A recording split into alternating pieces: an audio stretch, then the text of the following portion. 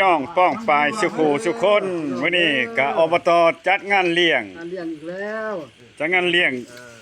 บักใหญ่เบิ่ง งานเลี้ยงหลังจากมีปีใหม่แล้วก็มีปีใหม่ ปีใหม่เป็นนี่มื้อวันที่2พุ่นว่าผู้ที่บ่ทันได้มาร่วมกับเพิ่นก็จัด ชดเชย ชดเชยให้ทางอบตผู้โพนอบตเพิ่นจัดงานชดเชยให้ทีมงานผู้บ่ครบหน้าครบตานี่ ขาดไผ่ไม่ขาดเมื่อวานจัดไหม จัดขาดผู้นี้จัดชดเชยให้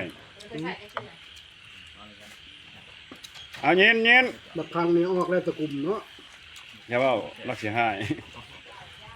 อยู่นำกันคือเก่าแล้ว มันออกเลยวะมันจะบอกว่าไกลนี่ แก้ข้าว โอ้แก้ข้าว บอกกับป้าหาหมูกับบ่ไป ผู้ใหญ่เพิ่นว่าแก้ข้าว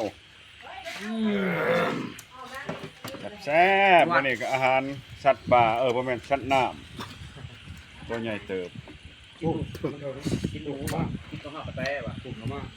ยืดเอาอยู่เด้อ ก็ห้องไปสั่ง เอาสำนี้แล้วสิไปเอายาดองน้องเพิ่นก่อนบัด ห นี้ นูตัวเดียวเทอ ขอ ป บ มื อก อ ขอบใจ นี่ พี่ๆน้องๆที่เขาเบิ่งเขาชมเป็นกำลังใจ มันหนูตัวเดียวเทอปมือนี่ก็ว่า